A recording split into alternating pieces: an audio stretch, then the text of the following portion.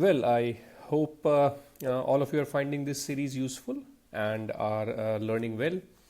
So we'll take 10 more questions today from the channel. Those who want to all these and more questions in a PDF format easily as a study resources, you can check the link of the Telegram channel in the description below.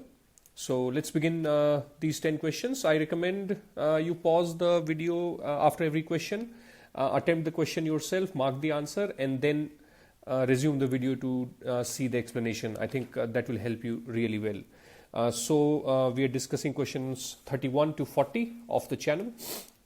Quickly taking the first question, question number 31. Which of the following statements is or are correct regarding a constitutional amendment bill? Now, this is not that complicated or a tricky question, though the performance has not been that great. I'm sure you can realize that this relates to Article 368. So if you quickly open up your Constitution of India on your app or phone or a book or whatever, and go through Article 368, it very simply says that in the sentence it is written, when the bill is passed in each house by a majority of, the majority. So it says very clearly that it has to be passed in each house. That means a joint sitting is not possible. Hence the second statement is wrong. Then also it can be introduced, the first statement, it can be introduced in the parliament only with the prior recommendation of the President of India. There is no such condition at all. There is no prior recommendation required. You can see Article 368 as well. So this is also wrong. So the correct answer for this question should be none of the above. And I see the performance has been just under half of the people who responded. Next question. 32.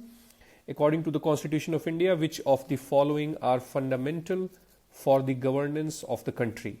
This is actually a previous year's question, and it's a straightforward, kind of a copy paste from the Article 37 of the Constitution of India, which is in the DPSPs.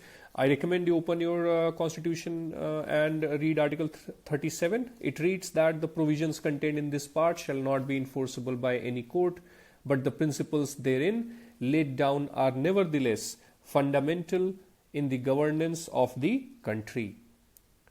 And it shall be the duty of the state to apply these principles in making laws. Right?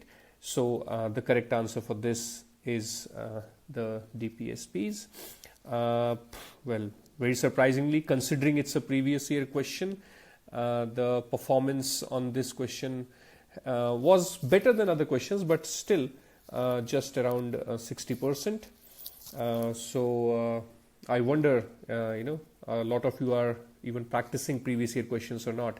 That is a bare minimum, the previous, perhaps let's say since the last 10 years, 2010, 2011 onwards, all the question papers of prelims you should be attempting, not because the questions get repeated. I mean, that is also something that is possible and does happen at times. But it is a good way to learn what kind of questions UPSC generally asks, what are the focus areas. So please do that. And if a question gets repeated, I want 100% performance in the exam, not 61%. So quickly moving on to the next question, question number 33. Which of the following rights cannot be suspended or taken away during an emergency in India? I'm sure you can realize immediately that it deals with it basically is related to Articles 358 and 359. These two articles discuss what happens to the rights in case of emergencies based on different kind of criteria, the grounds behind the emergency. So a quick summary in case you were ever confused, never be confused after today. Two articles, Article 358 and Article 359. The moral of the story is this, that under Article 358, if there is war or external aggression, that means only two grounds. The third ground of armed rebellion, that is not there. On these two grounds, Article 19 automatically gets suspended.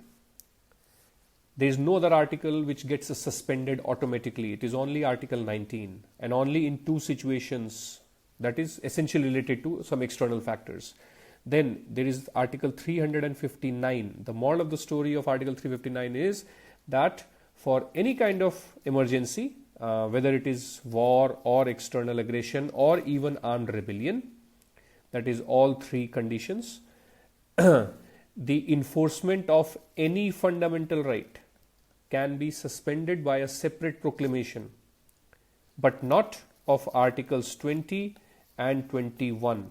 These two cannot be suspended. The enforcement of these two cannot be suspended. Please understand a slight difference here. 358 suspends Article 19, and 359 allows for the suspension of the enforcement of certain fundamental rights, but definitely 20 and 21 cannot be suspended. This was added after the 44th Amendment based on the experiences that happened during the emergency of 1975.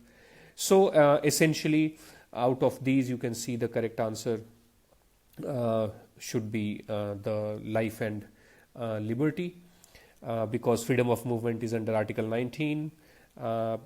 It can be taken away.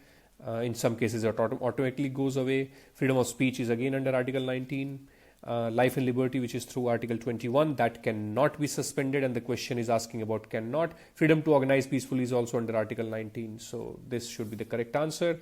And in case you didn't recognize the gentleman here, the man of blood and iron, Bismarck. Read more about him. Question 34.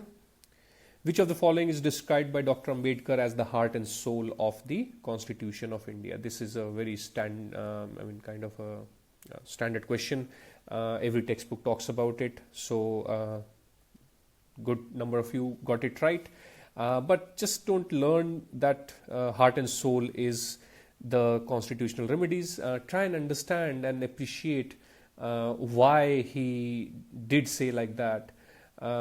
So see, we have a lot of rights and very philosophical rights, but Article 32, which is the constitutional remedies, it is remedial in nature, and of course without remedy there is no right. The best way to understand this is to look at China. If you see the Chinese constitution, the People's Republic of China, their constitution has much more detailed and very specific rights, much detailed than even the Indian constitution. For example, you may be even surprised to know that they even talk about the rights of foreigners specifically. It declares that the people of all nationalities are equal.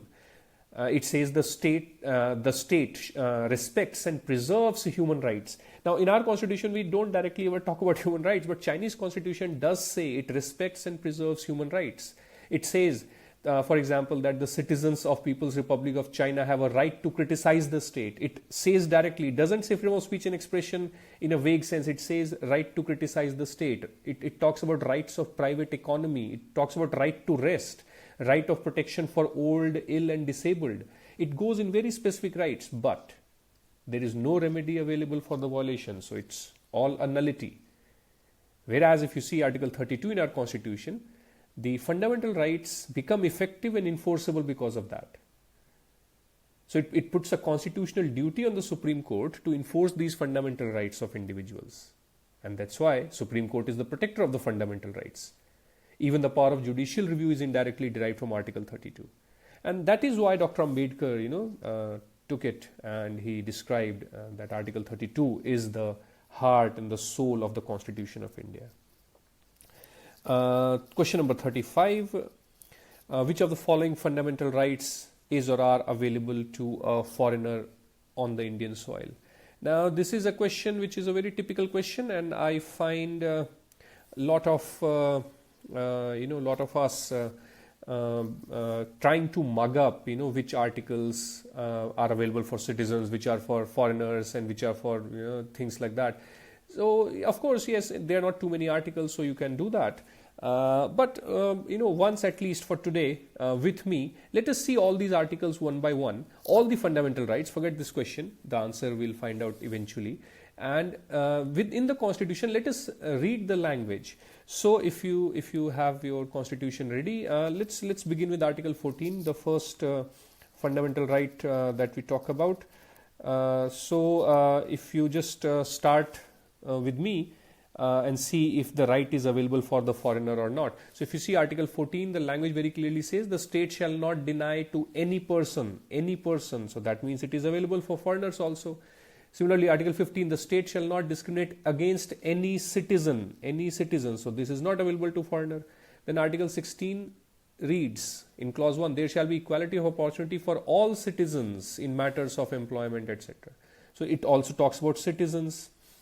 Then if we move on to Article 17, it says untouchability is abolished and its practice in any form is forbidden. So that is actually available to everyone. Then we go to Article 18. It talks about no title not being a military or academic shall be conferred by the state. And then it talks about that somebody who's not a citizen of India and somebody who's a citizen of India, what are the differences. So citizens cannot accept any title from any foreign state, but non-citizens, they are able to do that with the permission of the government, of course. So Article 18 also in a way is a provision only for the citizens. Article 19 very clearly, I'm sure you have read because I asked you in the previous questions, it begins itself by saying all citizens shall have the right. So this is also not to the foreigner. Then Article 20, if you read carefully, it says no person, the first word itself is no person shall be convicted of any offense except for violation of law. So this is available to all. Article 21, easy guess, it also talks about a person, so that is also available to the foreigners. Then 22, of course all these go in the similar fashion, so easy prediction is that even 22 will be available for the foreigners. See the idea is wherever there is an expressive provision to prevent discrimination, right? For example, we'll talk about Article 23 here. So we all know Article 23 talks about the trafficking in human beings. Now, of course, common sense says that it should be something for everybody, or even the child labor or forcing a child to any hazardous employment and things like that. So it will just talk about any child. It will not specify itself just to an Indian citizen child or something like that. Similarly, we missed one here, that is Article 21A in between. So common sense also will tell you, and you can read that. It does not specifically talk about just the Indian citizens there. Right to freedom of religion, 25 to 28. Again, you'll see the language, it says any person, so it is available to the foreigners. Then the minority rights, the cultural educational rights, it's about certain sections of citizens, so this is there for citizens only. And Article 32, that is constitutional remedies, that obviously will be available for everyone for the suitable rights that they have. Anyway, our friend here is Raja Ram Mohan Roy, in case you didn't recognize him. Next question, number 36. Which of the following ministries publishes the Gazette of India? Now, this is again a question where the performance was very less, but that's not a surprise. I really don't expect in these kind of questions for all of you to be able to mark at this stage. But the thing is, this is an area I find aspirants usually, devote less attention to, even though it's a very clearly mentioned part of your syllabus, the ministries and departments of Government of India. And UPSC loves to ask at least one question every 2-3 years. For example, who makes the budget, and what is the responsibility of cabinet secretary, or things like that. So all this comes from the allocation of business rules, which you're not supposed to read, but some aberrations I've tried to highlight, and I've realized that whenever such a question I've put up, the performance has been very poor. Anyway, in this question, what I wanted you to learn is not just the answer. The answer is Ministry of Housing and Urban Affairs, but actually that the Government of India's printing presses traditionally, the printing presses, they were under the administrative control of Ministry of Urban Development. Housing and Urban Affairs is the new name of the same ministry, and hence the Directorate of Printing is an attached office of the Housing and Urban Affairs ministry there. So that is why, even though now we have e-gazettes, it is still being published by the Ministry of Housing and Urban Affairs. So the performance was very poor, but that's okay as long as you are learning. And in case you didn't realize, that's the logo of Smart City Mission. If you did realize, I'm very proud of you. If you did not, start looking around you more carefully. These are not things which can be taught also. Question number 37, who's regarded as the father of civil services in India? Well, I did expect a very good performance, but I was surprised. It is just half of the people who responded. Now see, Warren Hastings, I hope you know that he introduced the office of the collector in the year 1772. Right? He's not really considered the father of civil services. Charles Cornwallis, his main contribution, because of the code that he created in 1793, and that code, the Civil Services Code, which is actually more popularly called the Cornwallis Code, which strengthened the role of the civil servants, and especially the office of the district collector, and that is why Cornwallis is regarded as the father of civil services in India. Sardar Patel is considered the father of all India services because he was a big promoter for this to continue, while Jawaharlal Nehru was not really in favor of continuing with all India services. Satyendranath Tagore, the brother of Rabindranath Tagore, I think the whole Tagore family is legendary. If you see all their family, even their parents, they were legendary people. They did great work.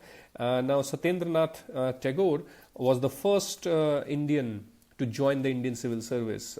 So even though if 53% of you knew the correct answer, it's good to learn a few things about some of the other people mentioned here.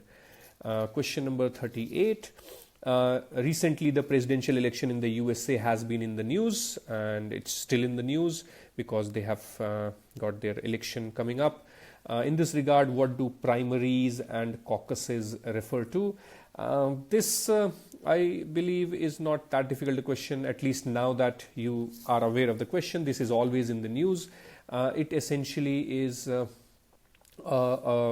method through which the political parties select their candidate for the election. So it's the way the Democrats and the Republicans, they decide in a particular area and gradually upwards who is the candidate who is getting more and more support, and that's how other candidates start getting eliminated. And at the end, when the actual day of the election comes up, the two candidates go for the election.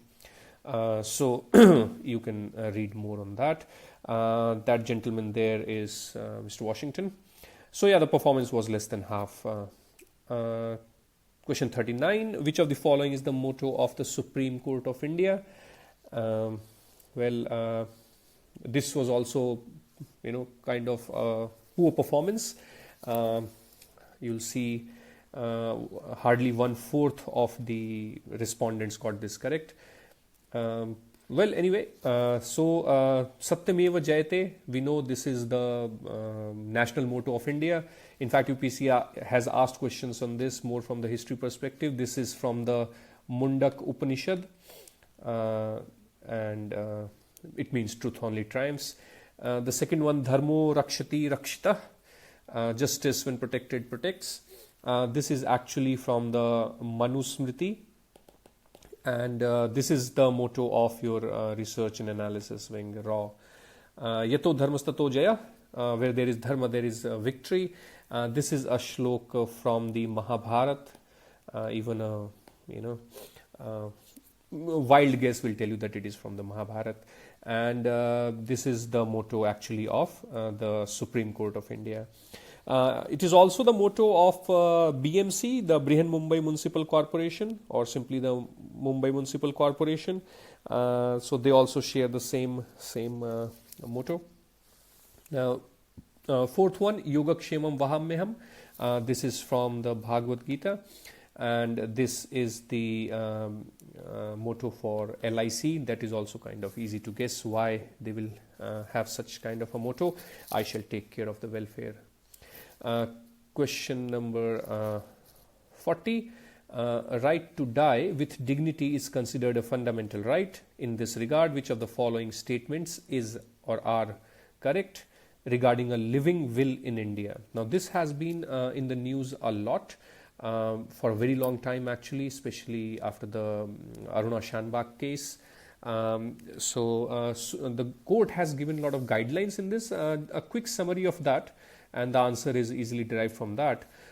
Is that it is a person's wish on how to be treated for serious illness, especially the issue of passive euthanasia, where we don't actively administer a dose of lethal drugs or something, but we just withdraw the life-saving treatment that is being given. So it's not an active euthanasia, but it's a passive euthanasia. So definitely this is a correct option. Then it says every citizen has a right to make a living will in India.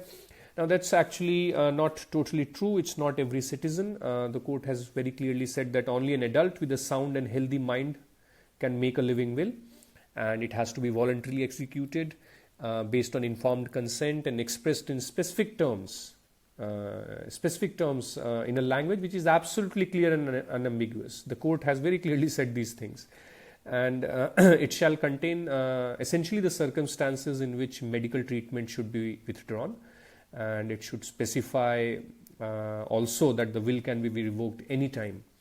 It should also give the name of the guardian or the close relative who will give the go-ahead for starting the procedure, say of passive euthanasia. So it's not every citizen. So of course the answer here is option A, and not too many people actually got this correct. Again, about 1/4 of the people. Our friend here, Periyar, I'm sure you are very much aware of him. He's very well known for the Vycom Satyagraha, the self-respect movement, the Justice Party, and the Justice Party itself would later become the Dravid Kadagam, which ultimately will give rise to the major political movement in southern India in terms of the Dravid Munetra Kadagam and the All India Anna Dravid Munetra Kadagam. So you can read more about Periyar later. So that's the 10 questions for this video, and as the tradition has been for the last 3 videos, the 4th Mahavakya that I have to tell you, that's my personal favorite one in the Yajurved, Aham Brahmasmi, which means I am the Brahma. So I hope you're enjoying these videos. I'll see you in the next video with question numbers 41 to 50. Thank you.